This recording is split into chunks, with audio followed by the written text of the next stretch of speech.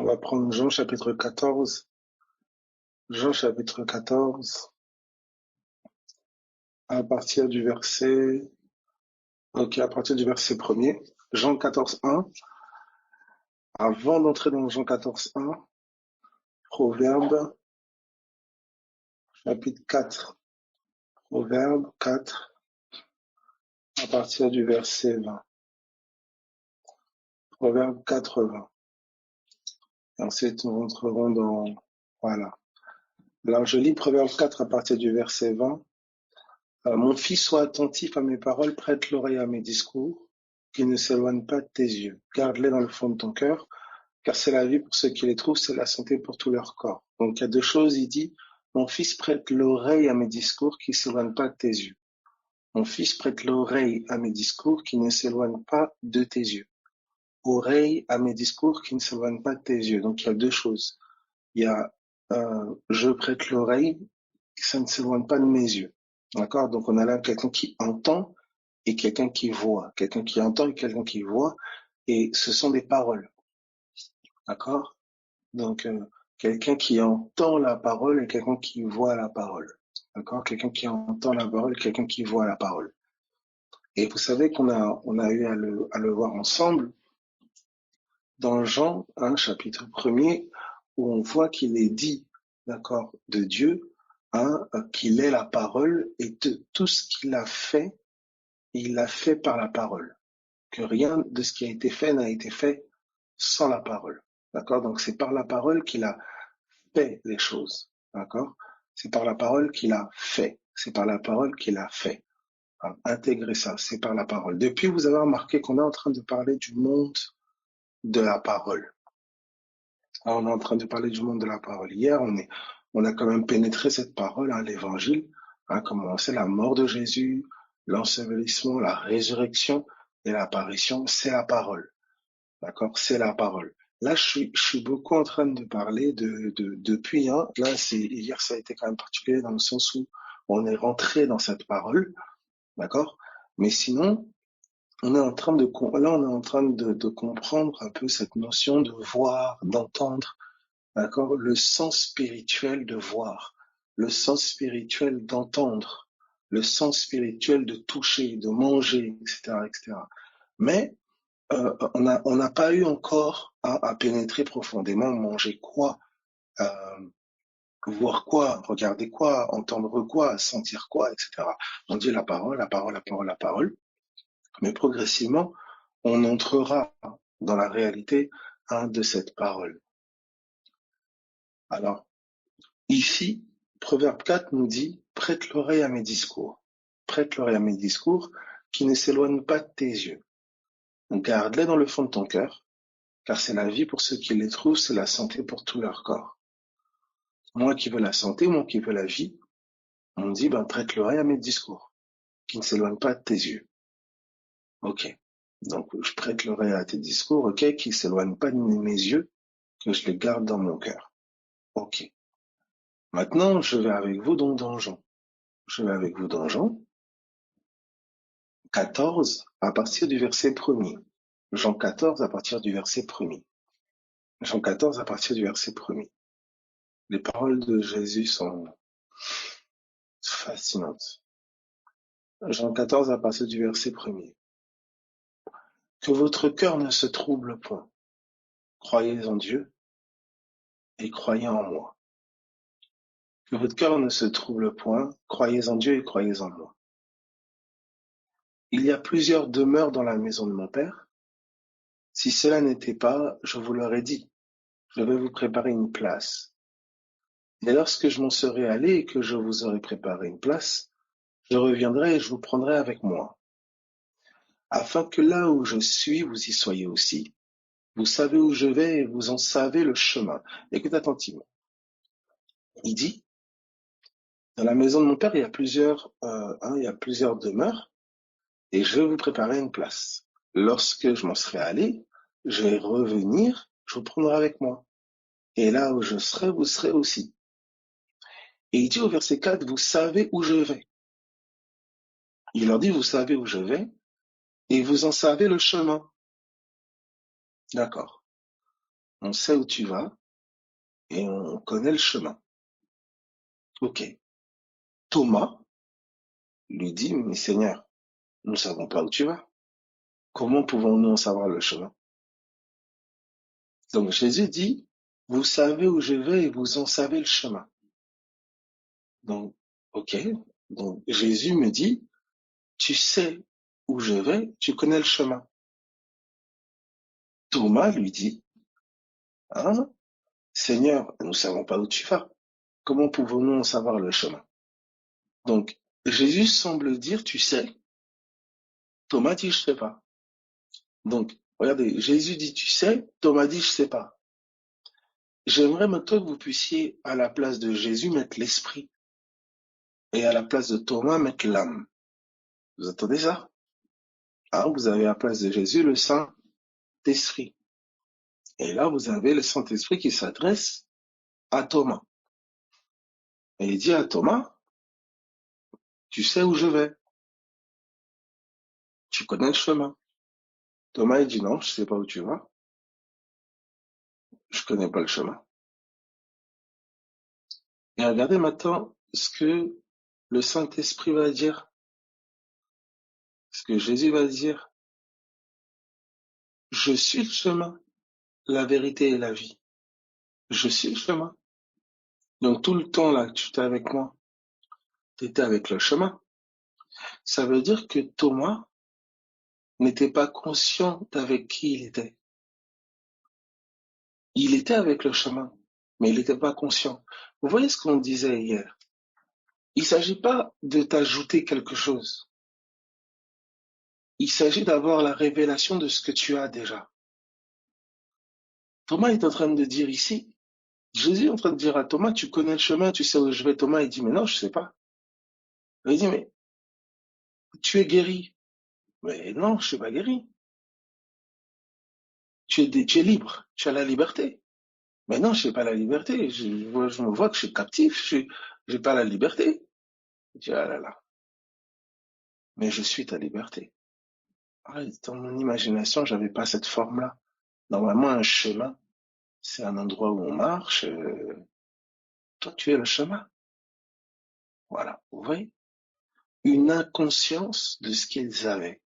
Un manque de révélation de celui avec qui il marchait. Il dit, vous connaissez le chemin. Tu as le chemin. Donc, c'est pas un problème d'avoir le chemin. C'est pas un problème, comment pouvons-nous savoir le chemin? Mais je suis le chemin, la vérité et la vie. Nul ne vient au Père que par moi. Verset 7. Si vous me connaissiez, vous connaîtriez aussi mon Père. Et dès maintenant, vous le connaissez et vous l'avez vu. Philippe lui dit, mais Seigneur, montre-nous le Père. Et cela nous suffit. C'est pas possible. Alors Thomas, déjà, il dit, vous connaissez, non, mais on ne sait pas, c'est quoi le chemin? Philippe, il rentre aussi dans la ferme, montre-nous le Père. Les gars, c'est vrai. Vous voyez que c'est pas facile, hein? Jésus, quelle patience. Vous voyez, en fait, ils sont en train de marcher dans une inconscience terrible. Alors vous imaginez, là il y a Thomas qui intervient, après il y a Philippe qui intervient, et là c'est juste pour le chemin et pour le Père. Alors imaginez pour le pain. Il dit, ah mais ils n'ont pas de pain. Il dit, oh là là, Philippe, vous comprenez toujours pas là? Êtes-vous toujours sans intelligence? Vous voyez, il y avait comme quelque chose dont il devait prendre conscience. Tu vois, c'est difficile pour ton intellect d'intégrer ça. Il faut une révélation. Que ta délivrance, ta guérison, ta restauration, ta paix, en fait, elle est là. C'est lui. Et en fait, il est la parole. Pour que les disciples soient là et disent, mais on ne connaît pas le chemin. Regardez même, Philippe lui dit, écoute, montre-nous le Père et ça nous suffit, tranquille. Alors moi, si seulement je vois juste le Père, ça va, là, ça nous suffit. Pas besoin de plus, on veut juste voir le Père. Moi, si juste je vois Jésus, oh, allez, si là, c'est bon. Ça me suffit, je vois juste Jésus, c'est bon. Ça. Mais il dit, mais Philippe, Il y a si longtemps que je suis avec vous et tu ne m'as pas connu, Philippe. Ça fait si longtemps que je suis avec. Depuis que je suis là, t'as toujours pas compris. Ah, bah, si tu montres le Père, voilà, tu nous montres le Père, ça nous suffit. Moi, voilà, si je suis guéri, je sais que là, je crois encore plus fort. Je sais que là, si je vois, c'est bon, là, si c'est. Mais bon, mais Philippe, ça fait si longtemps. Verset 9. Jésus lui dit, il y a si longtemps si longtemps que je suis avec vous, et tu ne m'as pas connu, Philippe. T'as toujours pas compris. Vous voyez la problématique? Les disciples s'attendent à voir quelque chose. Ils ont une idée dans leur tête. Ils ont une conception dans leur cœur. Une conception qui leur voile, qui leur ne permet pas de pénétrer, de saisir ce qui leur a déjà été donné. C'est déjà là. Mais la conception charnelle qu'ils ont dans leur cœur ne leur permet pas. Vous voyez cela? Pourtant, c'est là. Regardez ce qu'il dit. Mais vous voyez, on est là, on lit ces textes. On va dire ah, quand même, voilà. Mais écoutez, on fait pareil. On fait pareil. Toujours ce sentiment qu'on a besoin de plus. Toujours ce sentiment qui nous manque. Toujours ce sentiment, mais s'il y avait ça, là, vraiment, moi, si j'étais du temps de Jésus, avec les disciples, tout ça, oh, mais Jésus a dit, il était avantageux que je m'en aille. Comment toi, tu dis si tu avais été là du temps des disciples? Tu comprends? Il dit, il est avantageux que je m'en aille. Toi, tu dis, ah, si tu avais été là du temps des disciples, si tu avais été là du temps des disciples, Jésus dit, oh, t'aurais dit, non, il est avantageux que je m'en aille, là. Qu'est-ce que tu racontes? Nos conceptions. Il y a quelque chose qui va pas. Il y a des trucs qu'on croit qui sont faux. Il y a des raisonnements, des conceptions charnelles qu'on a qui ne nous permettent pas de saisir ce qui nous a déjà été donné. Vous voyez? Alors, quelqu'un dit, il nous faut plus de Jésus et sa parole. En fait, il nous faut plus de Jésus et sa parole. On a déjà Jésus et sa parole. Il nous faut plus de révélation, d'illumination. Parce qu'on ne peut pas avoir plus de Jésus. On a déjà tout pleinement en lui. Il nous faut plus de révélation de ce qui nous a été donné. Oui.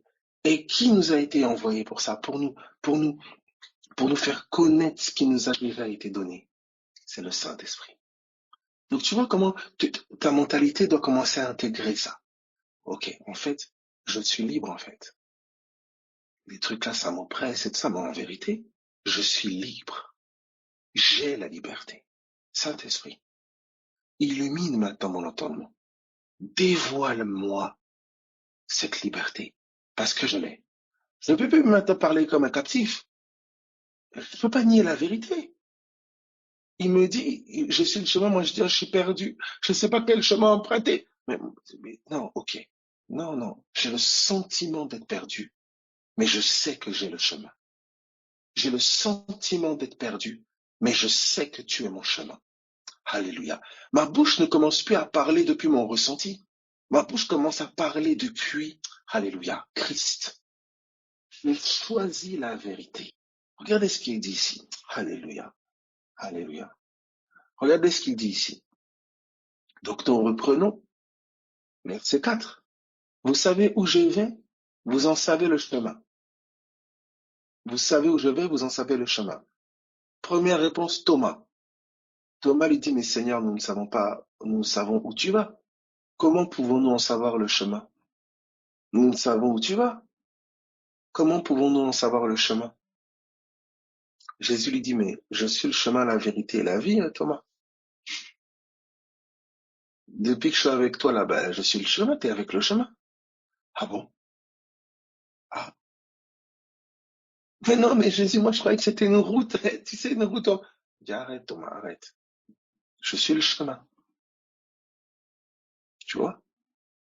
C'est, mais comment un être humain peut être un chemin? Tu vois? C'est le monde du cœur. Le chemin est une parole d'abord. Tu attends ça.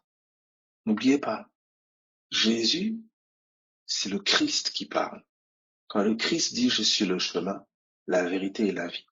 Vous voyez, c'est la parole qui parle. C'est pas Jésus de Nazareth, l'homme, l'humain. Un humain n'est pas un chemin. Un humain n'est pas la vérité. Un humain n'est pas la vie. C'est l'Esprit Saint, l'Esprit Fils, l'Esprit de Christ qui parle au travers de Jésus de Nazareth. Il dit à Thomas, mais je suis le chemin. Tiens, ça veut dire pour comprendre que Jésus était le chemin, il fallait la révélation de Christ. Pour comprendre que la parole qui t'a été donnée, c'est le chemin, la vérité, la vie. Ta parole est la vérité. Ta parole est la vérité. Donc quand il dit je suis la vérité, c'est la parole qui parle. C'est la parole. Pour comprendre que la parole qui t'est donnée, là, l'évangile, c'est la parole de vérité, c'est une révélation. Parce que si elle est la vérité, elle est la vie. Elle est la vie, elle est le chemin. Donc tu n'es jamais perdu. Tu as le chemin, on t'a donné le chemin. C'est une révélation. Regardez la suite. Alléluia. Vous comprenez ça? Regardez ceci. Nul ne vient au Père que par moi. Nul ne vient au Père que par moi. Il n'y a pas un autre moyen. Il n'y a pas une autre voie que de venir au Père que par moi. Quand il dit moi là, moi, c'est qui parle? C'est la parole. Écoutez bien s'il vous plaît, c'est très important. C'est la parole. Quand certains vont dire oui, nul ne peut venir au Père si ce n'est par moi. Moi là, c'est pas Jésus de Nazareth, c'est le Christ. Et le Christ est Jésus de Nazareth. Mais c'est la parole. Ça veut dire que, vous comprenez, la parole est en train de dire, il n'y a que par ma parole, il n'y a que par la parole qu'on peut venir au Père. Donc le chemin, c'est par la parole. Tu ne peux pas, ah, je vais au Père. Eh bien, c'est en tendant l'oreille vers sa parole. Tu vois, on t'indique. Ah ben, comment je peux aller à Dieu? Comment je peux chercher Dieu? Comment je vais aller? Il te dit là. Et nul ne vient au Père que par moi. Donc directement, je vais à Dieu, ah, parole. Je vais à Dieu, parole. Je veux toucher Dieu, parole. Directement, il t'indique. Donc si j'essaie d'emprunter une autre voie que la parole de Dieu pour aller à Dieu, mais c'est pas, il te dit non, tu vas pas trop, tu vas pas trouver. Donc c'est-à-dire que celui qui cherche d'un cœur sincère le Père, celui qui cherche d'un cœur sincère Dieu, on va lui indiquer la parole. On va lui indiquer la parole. On va lui indiquer l'évangile. Mais maintenant, regardez bien ceci. Regardez la subtilité de Satan. Satan, il est malin. On peut t'indiquer un faux Jésus. On peut t'indiquer un Jésus qui n'est pas la parole. Bah oui, mais Jésus, Jésus, Jésus. Il n'y a pas de parole. Personne ne vit pas dans... Il n'y a pas l'évangile. Parce que c'est pas Jésus de Nazareth. Écoutez bien, s'il vous plaît. Jésus de Nazareth, c'est l'homme, c'est l'humain. Mais Jésus de Nazareth était le Christ. C'était le Christ. Si nous avons...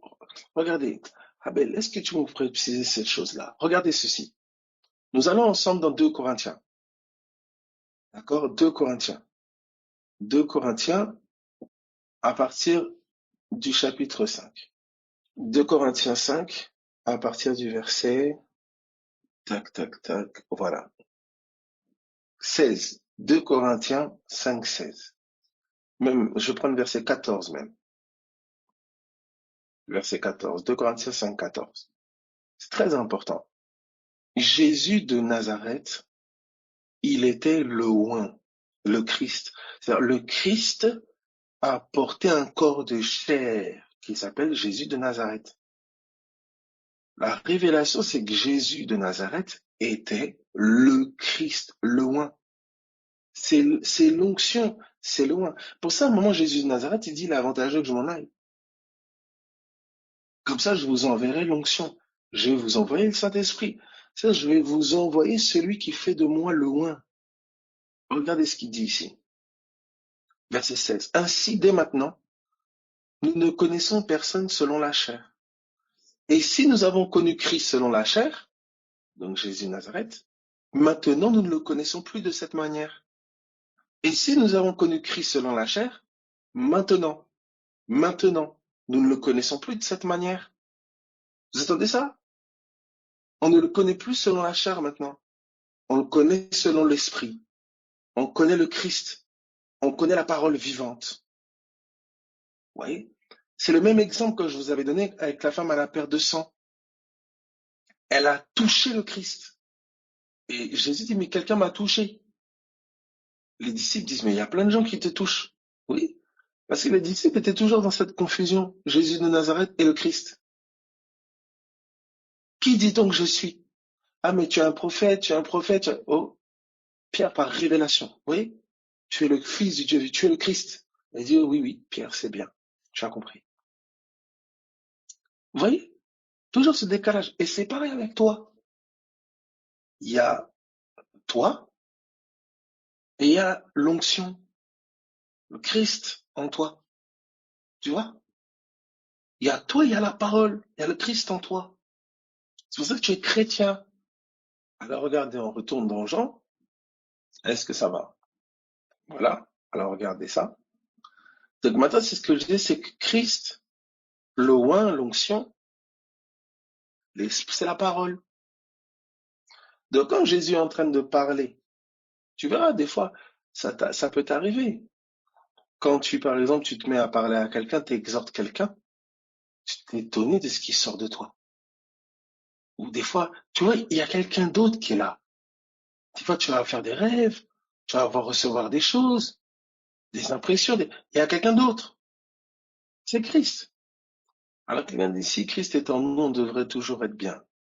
Mais non. Écoutez, Christ était en Jésus de Nazareth. Jésus de Nazareth, il n'a pas été angoissé jusqu'à la mort quand il est à la Gethsemane. Il n'a pas été angoissé. Ça, c'est, ouais, ça, c'est, là, vous parlez de tuer la chair, là. C'est pas vrai. Votre chair, votre âme, elle ressent les choses. Elle peut être triste, elle peut être abattue, elle peut avoir peur, votre âme, elle est attachée à la terre, elle a été éduquée, façonnée par la mentalité charnelle. C'est le gros problème.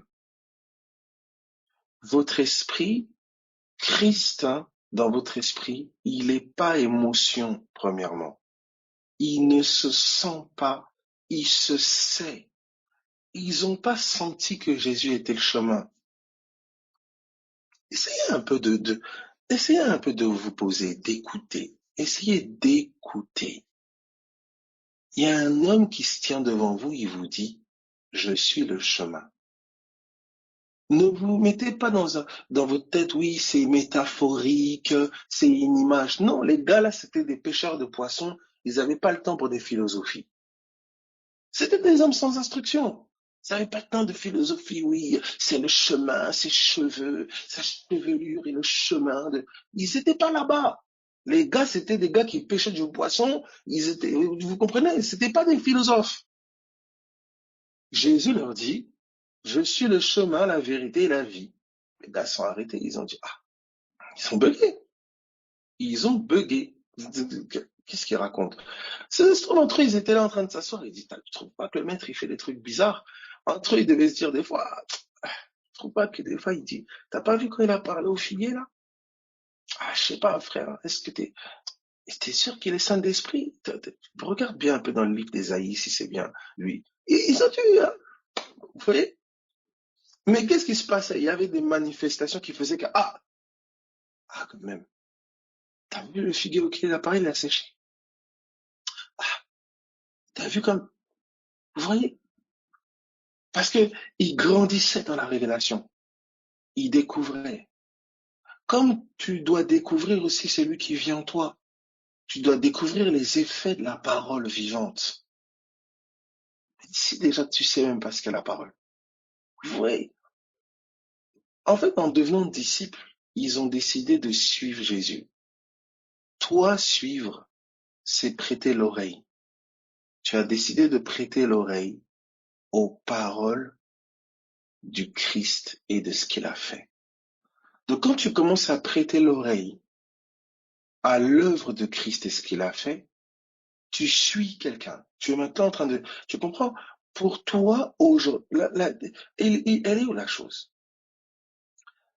La parole avait un corps de chair il y a 2000 ans.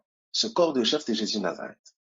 Mais quand je regarde Jésus de Nazareth, écoutez bien, c'est pas l'homme que je dois suivre, c'est les paroles. Regardez avec moi. Prenons ensemble Prenons ensemble, regardez ceci, regardez. Alléluia. Regardez la suite. Regardez la suite. À partir du verset 6. Jésus donc dit à Thomas, je suis le chemin, la vérité et la vie. Regardez bien. Souvenez-vous les paroles. On a pris l'exemple avec Jésus dans la barque. Vous vous souvenez? La parole dit passons vers l'autre bord. C'est la parole. Une fois que la parole est sortie, Jésus de Nazareth dort dans la barque. Parce qu'il y a la parole qui est déjà sortie, Christ. Donc la parole veille, puisqu'elle a dit passons vers l'autre bord. Donc c'est sûr qu'ils vont traverser. Jésus de Nazareth, l'homme, dort. Mais la parole veille. Alléluia. Vous comprenez? C'est la parole que je dois saisir. L'homme ne sert de rien. La chair ne sert de rien. C'est l'esprit qui vivifie. Et Jésus dit, mes paroles sont esprit et vie. Ça veut dire les paroles, d'accord, sont Christ. Le corps est passé. La chair est passée. Mais la parole subsiste éternellement. C'est cette parole qui doit nous être révélée. Elle est Christ. C'est pour ça que lorsque la parole t'est annoncée, c'est Christ qui vient à toi. C'est Christ. Regarde ceci. Si vous me connaissiez, donc Jésus dit, je suis le chemin, la vérité et la vie. Donc qui parle? La parole. Oui. La parole dit, je suis le chemin, la vérité. Ta parole est la vérité. Je suis la vie. En elle était la vie était la lumière. Donc la parole dit, je suis le chemin, la vérité, la vie. Ça veut dire que quand tu as l'évangile, tu as la parole, tu as la vérité, tu as le chemin et tu as la vie. Mais le problème, c'est que t'es pas au courant. T'es pas au courant. C'est-à-dire que si on te vole la parole, on te vole la vie. Si on te vole la parole, on te vole le chemin. Si on te vole la parole, on te vole la vérité. La parole qui t'a été adressée, c'est ton chemin. C'est la vérité. C'est la vie. Donc si quelqu'un vient dire le contraire de cette parole, c'est un menteur par rapport à cette parole. Si quelqu'un veut te voler cette parole, c'est la mort. Si quelqu'un veut te voler cette parole, c'est la perdition, puisqu'elle est le chemin. Donc la place que tu fais à cette parole, c'est la place que tu fais au chemin, la vérité et la vie, la parole vivante. Abel, c'est quoi la parole? C'est l'évangile. Mais Abel, tu me dis que la parole c'est l'évangile, mais Jésus, il n'était pas encore mort, enseveli et ressuscité et apparu. Qui t'a dit ça? Oh là là là là, qu'est-ce que tu me dis, mon frère? Tu veux dire que Jésus était déjà mort? Bah oui. Mais non, mais regarde, là, il n'était pas encore sur la croix. Tu es sûr? Oh là là là là là là là là. Mais il t'a pas dit que celui qui veut me suivre se charge de sa croix? Ah oui? Oui. L'évangile, c'est-à-dire la mort de Jésus et la résurrection, ça a été révélé à la croix. Mais Jésus vivait déjà la mort et la résurrection par la foi. Il était déjà dedans. Oh mon Dieu. Est-ce qu'on peut aller? J'ouvre maintenant. Regardez. Pour vous montrer que quand les disciples étaient avec Jésus de Nazareth, ils étaient avec l'évangile ambulant. C'était l'évangile. Ils voyaient un Jésus de Nazareth mort, une chair silencieuse et un esprit qui parlait, la foi qui s'exprimait. Ils avaient l'évangile en permanence devant eux. Jésus qui dort dans la barque, Jésus mort, et l'esprit qui dit passons vers l'autre bord. C'est la mort et la résurrection. Ils avaient constamment l'évangile devant eux. Oui. Quelqu'un dit, oui, bien sûr. Quelqu'un dit, Jésus avait le Saint-Esprit de la même façon que nous l'avons aujourd'hui. Mais il en avait juste pleinement conscience à la différence de nous. Oui, exactement. Regardez ceci. Regardez. On va ensemble regarder ceci. On va ensemble dans 2 Corinthiens. Oh, là, quelque chose s'est ouvert. Vous voyez? Là, quelque chose s'est ouvert. On va s'ouvrir encore. Regardez, s'il vous plaît. Écoutez. Je répète, je dis ceci. Les disciples avaient constamment l'évangile devant leurs yeux. La mort de Jésus, son ensevelissement et sa résurrection, son apparition. C'est sa manifestation. Et il avait devant les yeux. Je vais donner un exemple. Vous vous souvenez que quand on parlait on doit revenir à cet élément d'abord. Qu'est-ce que la parole? C'est vrai qu'on est en train de dire, ah, la parole, ok. Mais la parole d'abord, comprenez, c'est l'évangile. C'est l'évangile. La parole de Dieu, c'est l'évangile. La mort de Jésus, son ensevelissement, sa résurrection, son apparition. C'est ça que Paul nous a expliqué dans 1 Corinthiens 15, à partir du verset 3. Maintenant, Abel, mais Jésus, il est mort à la croix, là, il n'était pas encore mort. C'est pour ça que je vais te montrer maintenant. Qu'est-ce qu'on appelle la mort? Si Jésus t'a dit de te charger de ta croix, on est bien d'accord que si tu dois le suivre, tu dois te charger de ta croix. On t'a cloué quelque part. On t'a mis des pics. La croix était un style de vie. On a vu Jésus être crucifié. Est-ce que tous les chrétiens, on a mis des clous dans leurs mains? Pourtant, on dit qu'on a été crucifié avec lui. Qu'est-ce que ça signifie? Alléluia. Vous voyez l'évangile, l'évangile, l'évangile, l'évangile, c'est quoi? C'est la mort de la chair. C'est la mort de la vie charnelle. Et c'est l'émergence de la vie de l'esprit. La nouveauté de vie. C'est l'évangile. L'évangile, c'est le passage de la vie de la chair à la vie de l'esprit. C'est cela. Quand Christ est mort à la croix, on a vu l'incarnation. On a vu la pleine incarnation. Sa chair a été pleinement crucifiée, mise à mort. Et on a vu son esprit pleinement révélé par la résurrection. Une telle gloire, écoutez bien, une telle gloire, que quand il est ressuscité, il a mangé du poisson avec les disciples. Il a dit, les gars, je suis là, donnez-moi du poisson. Il a mangé. Vous comprenez? Il a été au summum, au maximum de la crucifixion. Donc il a été dans la pleine gloire de la résurrection. Mais la crucifixion et la résurrection, il la vivait déjà depuis. Il en était l'incarnation depuis. Alors, essayons de pénétrer un peu dans cette réalité de la crucifixion et la résurrection. Donc, la crucifixion de la chair et la résurrection. Parce que c'est la parole. C'est la parole. Est-ce que vous voyez cela? Regardez. Regardez ce qu'on nous dit. 1 Pierre, chapitre 3. 1 Pierre, chapitre 3. Donc, tu vois, c'est pour ça que tu peux vivre l'évangile dans ta situation. Qu'est-ce que ça signifie? La mort de la chair, la vie quant à l'esprit. 1 Pierre, chapitre 3. 1 Pierre 1, pardon. Qu'est-ce que j'ai? 1 Pierre chapitre 3, verset 18. Tu vois? L'évangile de ta situation. Regardez ce qu'on nous dit. Christ aussi a souffert une fois pour les péchés. Il a souffert. Lui juste pour des injustes, afin de nous amener à Dieu. Ayant été mis à mort quant à la chair. Vous voyez? Ayant été mis à mort quant à la chair. Qu'est-ce qui a été mis à mort? La chair. Vous voyez? Qu'est-ce qui a été mis à mort?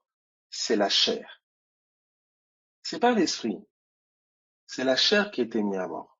Elle a été mise à mort. Regardez maintenant. La mise à mort de la chair pour Jésus, elle n'a pas commencé à la croix. La croix, ça a été l'achèvement. Écoutez bien. Sa mise à mort, elle a débuté déjà dès qu'il s'est fait baptiser. Écoute, s'il vous plaît. Vraiment. Écoute. Quand Jésus s'est fait baptiser, la mise à mort, déjà, elle a été actée par la foi. C'est pour ça que le Jésus qui sort des eaux du baptême, là, quand il se fait baptiser, là, directement, il va dans le désert, il est conduit dans le désert pour être éprouvé quant à son identité de fils de Dieu. Parce que par la foi, Jésus était ressuscité. Est-ce que je peux évoluer ou pas? Dis-moi, si tu t'asphyxies là, si tu es en train de faire une crise d'asthme au nom de Jésus, est-ce que je peux évoluer ou pas? Regarde, regarde. On est dans, regarde, hein. On te dit, il a été mis à mort quant à la chair, il a été rendu vivant quant à l'esprit. Il a été rendu vivant quant à l'esprit. Tu entends ça? Il a été rendu vivant quant à l'esprit. Oui. Voilà, il y a un texte aussi, ici, regardez l'Apocalypse, là, qui est cité aussi, hein. L'agneau qui a été immolé avant la fondation du monde. Abel, tu veux dire en fait que quand on a vu Jésus crucifié, la mort de Jésus, là, en fait, c'était une mort qui était déjà en train d'œuvrer dans sa chair. Je dis oui. Et donc la résurrection, c'était déjà une vie qui était en train d'œuvrer en lui, oui. Elle est arrivée à son apogée à la résurrection. L'évangile, l'apogée de l'évangile, ça veut dire l'évangile dans toute sa pleine révélation, ça a eu lieu à la croix. Parce qu'à la croix, on a vu toute la faiblesse, toute la mort de la chair. Jésus l'a incarné. Et à la résurrection, on a vu toute la gloire de l'esprit. Mais il vivait déjà l'évangile. Dès qu'il s'est déjà fait baptiser, c'est pour ça qu'après le baptême, il dit à Marie, qu'y a-t-il entre toi et moi, femme? Après le baptême, qui sont ma famille? Ce sont ceux qui font la volonté de mon Père. Mon Père céleste, mon Père céleste, mon Père céleste. Après le baptême, il parle plus comme Jésus de Nazareth. Il parle comme le Fils de Dieu. Il parle comme l'Esprit. En fait, Jésus vivait le Fils de Dieu par la foi. Alléluia. Regardez ceci. Vous voyez, il a été mis à mort quant à la chair et il a été rendu vivant quant à l'esprit. Mis à mort quant à la chair, il a été rendu vivant quant à l'esprit. Et regardez, esprit dans lequel aussi il est allé prêcher aux esprits en prison. Donc, il prêchait par l'esprit. De tout le temps là, dans Jérusalem où Jésus est en train de prêcher, il prêche par l'esprit. Et il le dit, dès Luc 4, l'esprit de l'Éternel est sur moi, car il m'a oint pour guérir les cœurs brisés, pour annoncer bonne nouvelle aux pauvres, pour annoncer aux prisonniers la liberté, aux captifs la délivrance, etc. Il a bien dit aux prisonniers. Ça veut dire que Jésus prêchait aux esprits en prison quand il était dans Jérusalem. Ah bon? Ben oui. Ça veut dire que dans la réalité de Jésus, il était l'esprit, un esprit vivant qui prêchait aux morts. Aïe, aïe, aïe, aïe, aïe. Quelqu'un comprend ce que je dis ou pas? Est-ce que tu comprends ce que je suis en train de dire? Tu vois dans quelle mentalité le maître était? C'est pour ça que lorsque Christ va mourir, écoute bien, son esprit,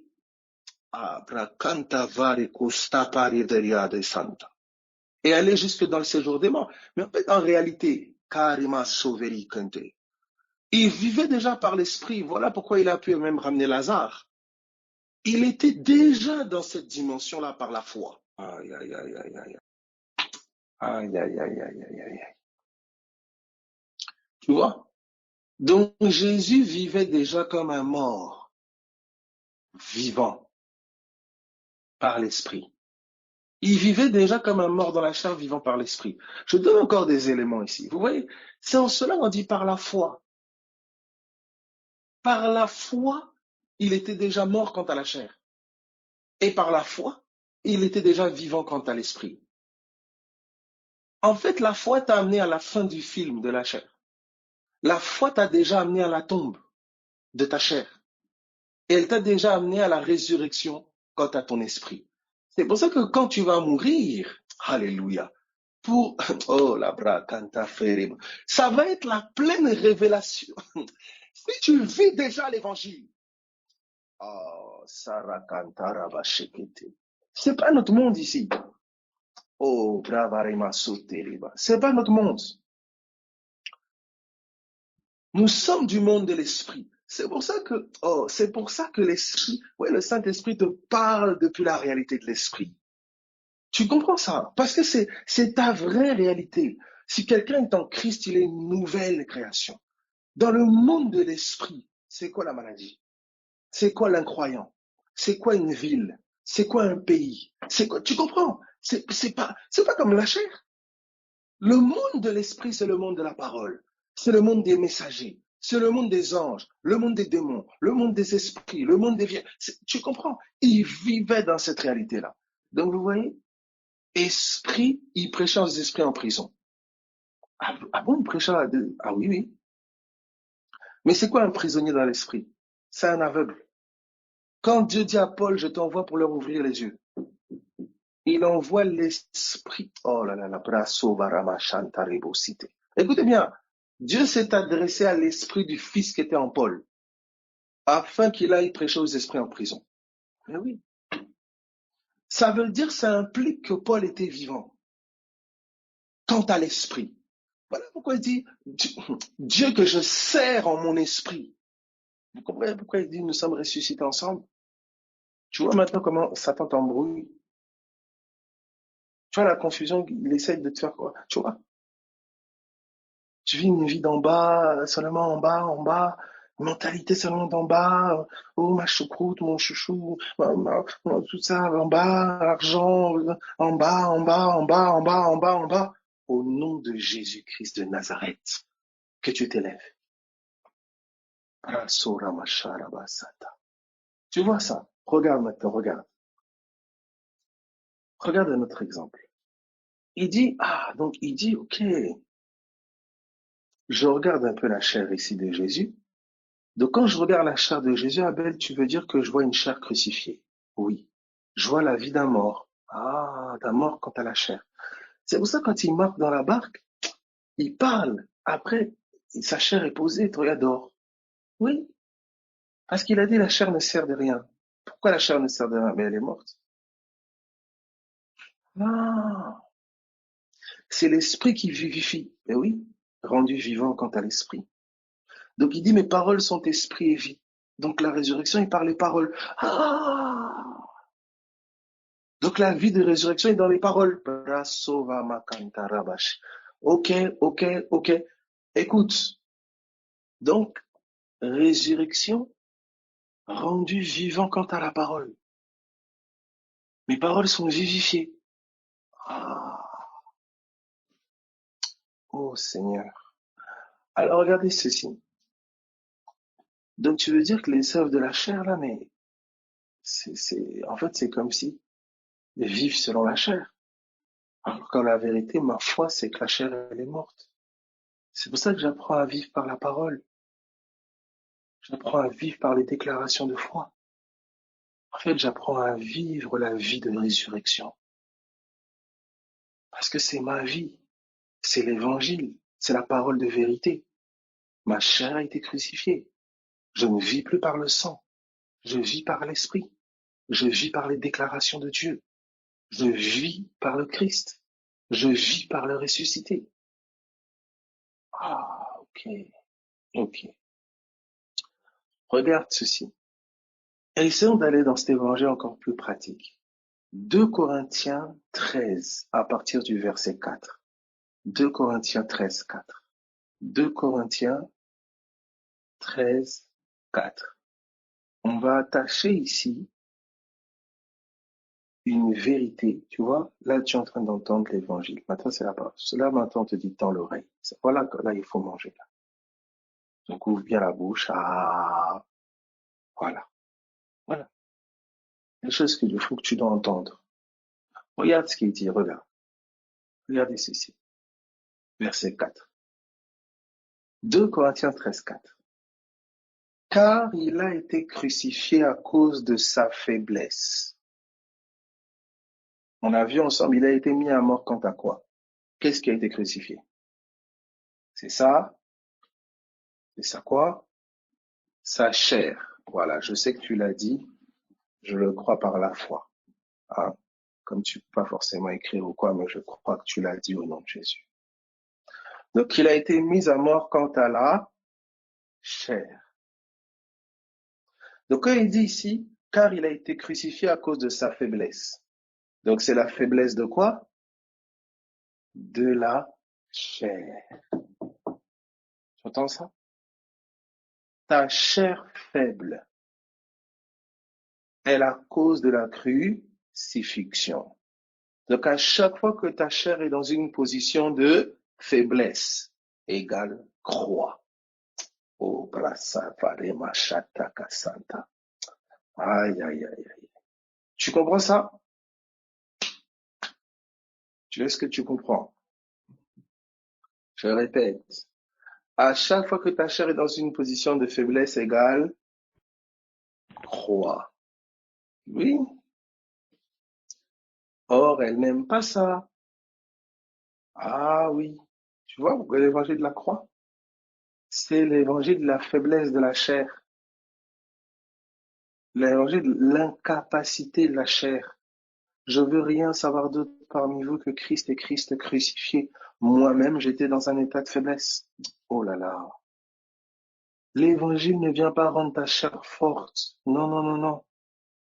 L'évangile révèle la faiblesse de ta chair. Écoute, tu vois ton incapacité, des trucs que tu savais faire, tu comprends? C'est pour ça qu'à chaque fois que tu vas essayer de vivre selon la chair, quand tu appelles à l'évangile, c'est des problèmes, c'est des problèmes, c'est des problèmes. Tu entends ça?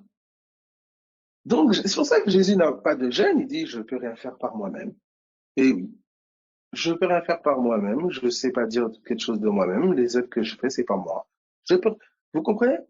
Jésus de Nazareth dit, moi je suis faible.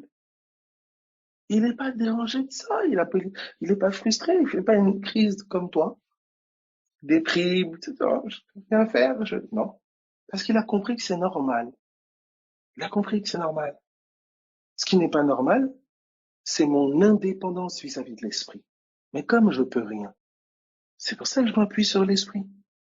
C'est là où ça devient anormal, tu peux rien et tu négliges la vie de l'esprit. Mais l'incapacité, la faiblesse, vous voyez pourquoi c'est dans l'affliction? C'est dans les épreuves que certaines choses se révèlent. Parce que parfois, un homme, tant qu'il n'est pas éprouvé, il ignore la faiblesse de sa chair. Il se croit fort, il se croit capable, il croit qu'il marche parce que, ben voilà, il est trop fort. Et oui, j'ai toujours été un très grand sportif. Tu comprends? Il est complètement toqué. Il est fou. Jusqu'à ce qu'un petit virus plus minuscule, le mette à genoux, dévoilant ainsi, tu es faible, tu es pas fort. Mais si tu es si fort que ça, ben arrange la relation avec ton mari, ta femme, tes enfants. Si tu es si brillant que ça, ben vas-y, tu es faible. Et cette faiblesse l'amène dans une posture d'humilité. D'humilité. Vous voyez maintenant comment on développe, vous voyez comment on est dans une société qui développe une mentalité, un mindset qui est l'opposé de l'évangile. La faiblesse de la chair est une honte. Mais dans l'évangile, c'est une gloire. Paul a galéré avec ce que je vous dis là. Juste au chapitre avant, regardez 2 Corinthiens chapitre 12. 2 Corinthiens chapitre 12. Et vous allez voir qu'est-ce qui fait cette faiblesse, qu'est-ce qui fait ça. Regardez.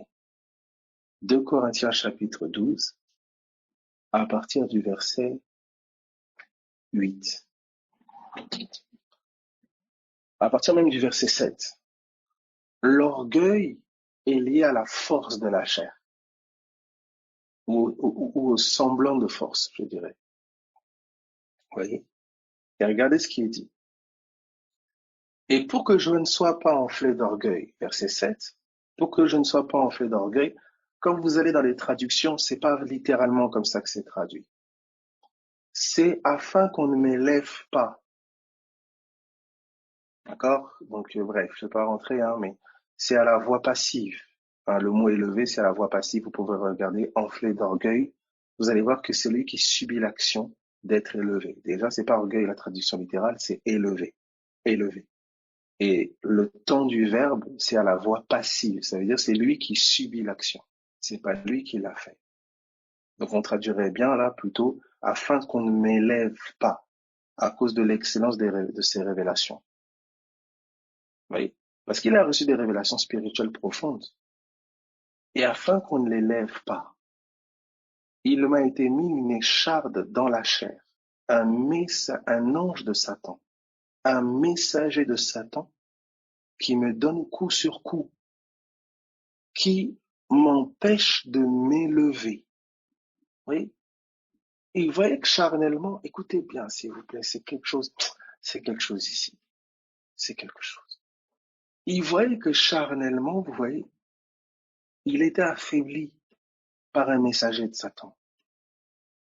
Satan est esprit. Et tant que je suis dans la chair, il a l'ascendant sur moi. Tant que je suis fort dans la chair, il a l'ascendant sur moi. Tant que je m'appuie sur ma chair, il a l'ascendant sur moi. Ça veut dire que la seule manière pour moi d'avoir l'ascendant sur Satan, c'est de devenir spirituel, de maturer en esprit. Ça veut dire que les attaques de l'ennemi m'imposent la croissance spirituelle. Vous entendez ça? Pourquoi les apôtres, ils se réjouissaient dans les afflictions? C'est pas parce que les afflictions, c'était agréable. Mais c'est parce que là où la chair était affaiblie, amoindrie, l'esprit était renouvelé. L'homme intérieur a été renouvelé. Ils avaient saisi un processus de croissance et de capacité spirituelle. Regardez ceci.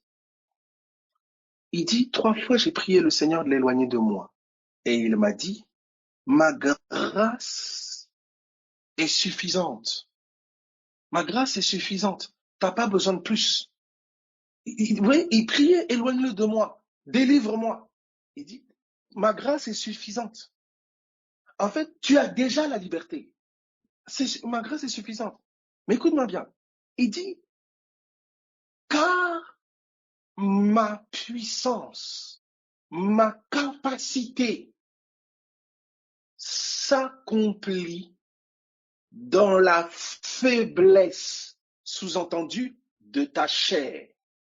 Oh, Paul, il s'est assis et dit, wow, mais qu'est-ce que tu me dis là, papa?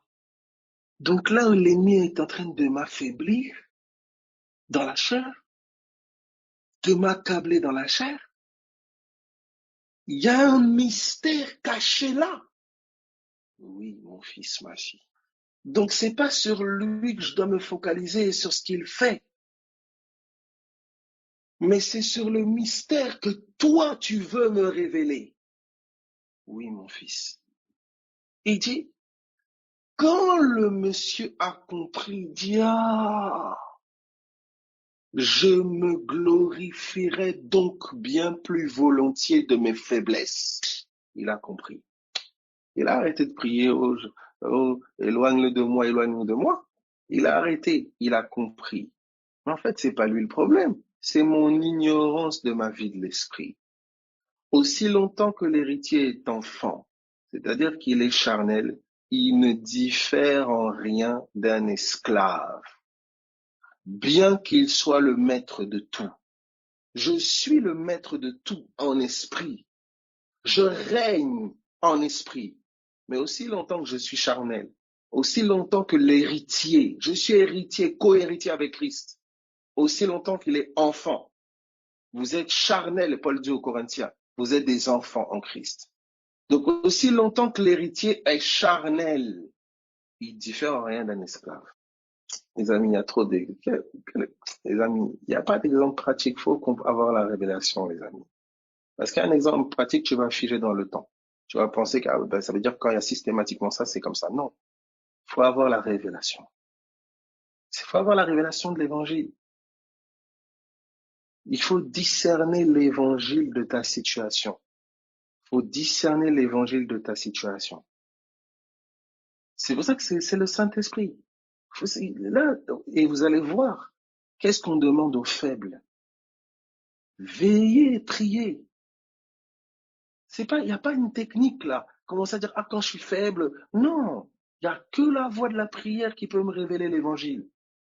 Regardez. Alléluia. Regardez ce qu'il dit. Je me glorifierai donc bien plus volontiers de mes faiblesses. S'il y a quelqu'un parmi vous qui souffre, il souffre de quoi? De sa incapacité, de sa faiblesse. Il dit qu'il prie. C'est là où vous allez voir l'intervention de la prière. Je le dis et je le répète, la prière n'est pas pour les forts. La prière, elle est pour les faibles. Elle est pour les incapables. Oui. La prière, elle est pas pour les forts. La prière, c'est l'exercice du Fils de Dieu en moi. Parce que je suis faible dans la chair, je laisse la place à l'Esprit. Et l'Esprit, il intercède. Il prie. Pour ça, on te dit la chair, elle est faible. L'Esprit est bien disposé. L'Esprit est prêt. C'est l'Évangile. La faiblesse de la chair. La résurrection. C'est pour ça que vous allez voir que dans les pays où la chair est fortement accablée, vous avez eu une croissance de l'Église extraordinaire. Pourquoi? Parce que les gens prient. Ils n'ont pas d'autre voie. Ils prient. Toutes les méthodes et les stratégies charnelles ne fonctionnent pas. Parce qu'ils sont face à une persécution. Ils sont face à l'incapacité totale de leur chair. Il n'y a pas de moyen charnel pour s'en sortir. Donc ils prient. Et la vie de résurrection est déployée. Ils font du bruit dans l'esprit. Là où la chair est rendue silencieuse. Vous voyez cela? Vous voyez ici, regardez. Regardez maintenant ceci. Je me glorifierai donc bien plus volontiers de mes faiblesses. Pourquoi? Afin que la puissance de Christ, pas ma puissance. Moi, c'est mes faiblesses et c'est sa puissance. Afin que la puissance de Christ repose sur moi. Repose sur moi. Donc là, il dit, vous serez revêtus de puissance. Attendez. Tu vois dans l'attente là, il y a la faiblesse de ta chair. Ta chair est affaiblie. Elle est rendue dépendante. Elle est dans l'incapacité. C'est pas une incapacité qui arrive, c'est une incapacité qui a toujours été là. Mais tu n'en étais pas conscient jusqu'à ce que l'épreuve vienne. Quand l'épreuve est venue, elle a mis en lumière que tu étais incapable dans la chair. C'est pour ça que l'épreuve, l'affliction nous invite à la prière, nous invite à la dépendance quant à l'esprit. Parce que lui, il est prêt. Il est bien disposé. Tu vois l'évangile? C'est nos vies. C'est pour ça que les plus faibles d'entre nous, allez, vous voyez le monde à l'envers? Dans une société où les plus forts sont glorifiés, dans l'évangile, c'est les plus faibles. C'est ça quand il a dit, il y a beaucoup d'appelés. Il y a beaucoup d'appelés. Mais mais peu d'élus. Ben, peu là, vous pouvez aussi le traduire par petit. Vous savez que Paul veut dire petit? Il disait, je suis le moindre de tous. Mais j'ai travaillé plus que tous. Parce que le plus petit sera élu. Aïe, aïe, aïe. Quelle grâce. Vous entendez ça? Il y a beaucoup d'appelés. Mais les plus petits, les plus dépendants, les plus faibles seront élus. C'est pour ça qu'il dit recherchez le royaume. Mais il vous dit, vous, petits troupeaux, vous, faibles troupeaux, Dieu a jugé bon de vous donner le royaume. Aïe, aïe, aïe, aïe, aïe. Tu vois, là, on a été éduqués à mettre nos capacités sur un CV. L'évangile t'éduque à mettre tes incapacités sur ton CV. Parce que chaque incapacité est une invitation à la grâce. Tu vois, maintenant, ta folie ou dans ton incapacité, tu pries pas. Tu soupires pas après l'esprit. Tu tends pas l'oreille parce que L'esprit, c'est la parole. La parole est esprit et vie. Tu vois comment dans ton incapacité, on te dit dors près de l'arche. C'est là maintenant ta folie. C'est que dans ton incapacité, tu tends l'oreille encore vers des bêtises, tu es dans des distractions de toutes sortes. Non, tends l'oreille vers la parole. Elle est esprit. Ta capacité est dans sa révélation. Dors près de l'arche, dans la faiblesse de ta chair, dans l'infirmité de ta chair. Tends l'oreille vers la parole. C'est pour ça que, Seigneur, je mets ta parole sur mes lèvres. Je suis faible, mais je dis par ta parole, je suis fort. Que le faible dise, je suis fort. Que le pauvre dise, je suis riche. Pourquoi il peut le dire? Parce que les paroles de l'esprit sont mises sur ses lèvres. Tu ne parles plus depuis ta faiblesse. Comme Adam avant ne parlait pas et ne marchait pas depuis sa nudité. Il parlait depuis la capacité de Dieu. Il parlait depuis l'esprit, depuis les promesses, depuis la foi, depuis la résurrection. C'est ça. Dieu met sa vie dans ta bouche et dans ton cœur. Là où il y a la faiblesse dans tes membres, là où il y a la faiblesse dans ta chair, il a mis sa puissance et sa capacité par sa parole dans ton cœur et sur tes lèvres. Voilà comment la parole qui est esprit et vie, sa capacité va compenser la faiblesse de ta chair. C'est ça qui est dit ici dans 2 Corinthiens 13. Reprenons 2 Corinthiens 13, verset 4. Tu vois? Tu essayes d'être tellement fidèle, tu essayes de ne pas penser comme ça, tu essayes tant de choses, tu vois que tu es faible. Que ça te pousse dans la prière. Juste dans la prière, Seigneur, j'ai besoin de toi. J'ai besoin de toi. Tu es ma vie. Tu es ma force. Tu es ma guérison. L'offrande de lèvres qui confesse son nom. Tu vois? Juste lui. Vous voyez? Il dit ceci. Car il a été crucifié à cause de sa faiblesse. Tu vois, cette faiblesse-là, ça l'a amené à la croix. Ça l'a amené à l'humiliation. Tu vois? La faiblesse de la chair. Ça amène à la mort. Il y a une vraie crucifixion, il y a une croix. Et il dit, mais il vit. Regardez, mais il vit. Donc, il y a une mort, oui, à cause de la faiblesse. Donc, faiblesse, équivalent mort. Mais il y a une vie cachée. Votre vie est cachée en Christ. Vie par la puissance. Il y a une puissance cachée. Alléluia. Alléluia. Il y a une puissance cachée. Vu que la chair, tu vois tes sensations, bah, tu vois ta faiblesse. Tu la vois ta faiblesse. Tu la sens ta faiblesse. Tu sens la mort. Tu vois la mort. Mais de l'autre côté, l'autre face de la même pièce, il y a une vie, il y a une puissance. Mais celle-là, elle n'est pas ressentie. Elle est sue. Tu entends ça? Elle n'est pas ressentie. Elle est sue. Quelle mortalité, mon Dieu. C'est que les pays les plus faibles cacheraient les pays les plus puissants. Écoute, s'il te plaît. Et les pays les plus puissants, quant à la chair, cacheraient les pays les plus faibles. Oui. Si les faibles pouvaient entendre ça, si les pauvres pouvaient entendre ça, Seigneur, que tu puisses nous ouvrir la voie et l'entendement pour que l'autre face de la pièce nous soit révélée. Et Paul prie pour ça.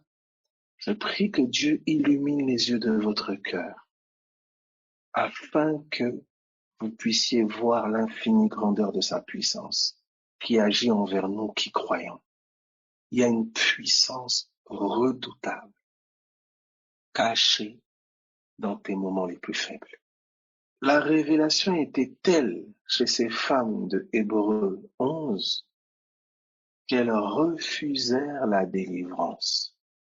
Elles refusèrent, aïe, aïe, aïe, elles refusèrent la délivrance pour vivre une meilleure résurrection. Wow. Vous voyez le mystère de la réjouissance dans l'affliction, c'est pas un dicton ou une philosophie. Non, c'est une révélation.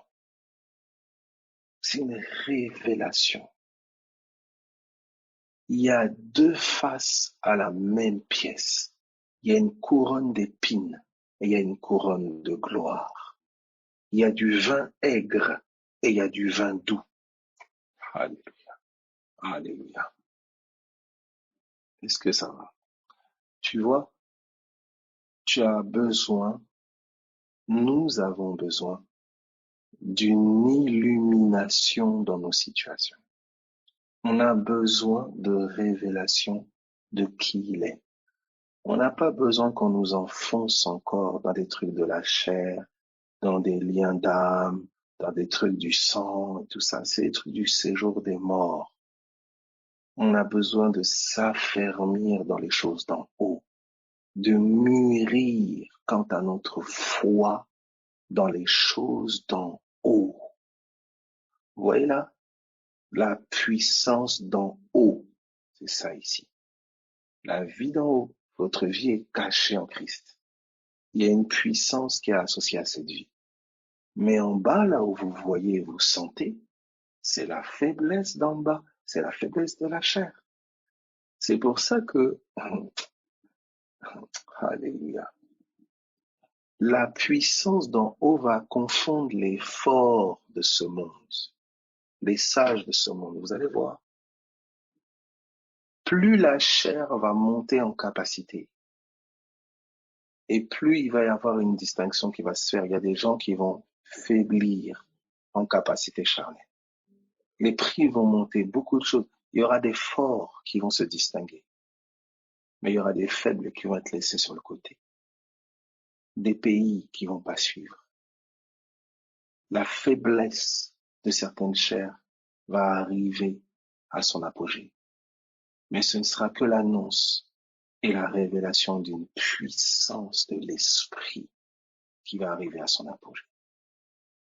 Vous voyez la faiblesse de la chair face au coronavirus, la faiblesse de la chair face à la crise, la faiblesse de la chair face à certains événements. Vous allez voir comment ça va révéler la puissance du Saint-Esprit.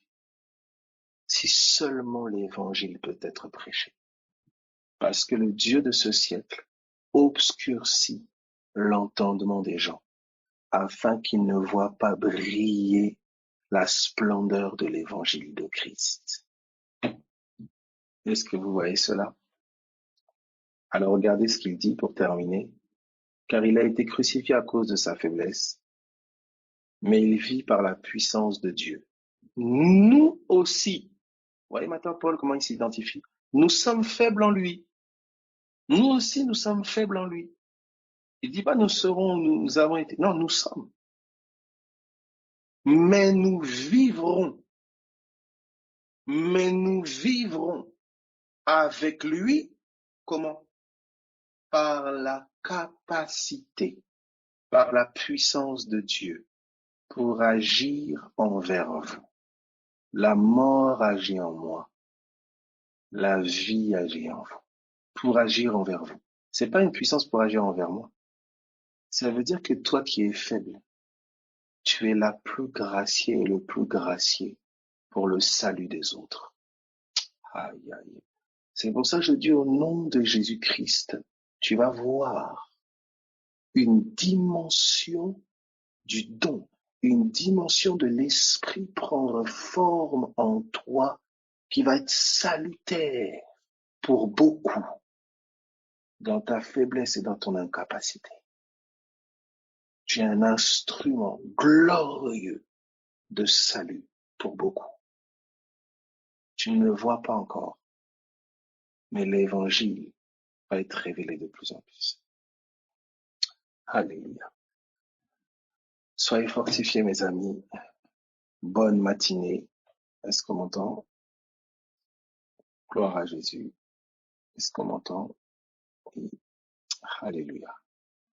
Gloire à Jésus. Soyez fortifiés, soyez bénis. Merci Seigneur. Donc on verra sans doute à midi dans la faiblesse. Vous allez voir la place maintenant de la prière. La prière est pour les désespérés. La prière est pour les faibles. Parce que ce sont des hommes et des femmes qui se reposent sur celui qui est capable, sur celui qui peut tout. Là où moi, je ne peux plus rien. Soyez fortifiés, soyez bénis, passez vraiment une bonne matinée et rendez-vous à tout à l'heure. Rendez-vous à midi. Et voilà, plein de force à vous, plein de consolation. Et dans votre incapacité, avec vos collègues, avec je ne sais qui, commencez à regarder la capacité de l'esprit qui est dans la parole. Parle la vie. Seigneur, fais-moi entendre ta parole afin que je vive.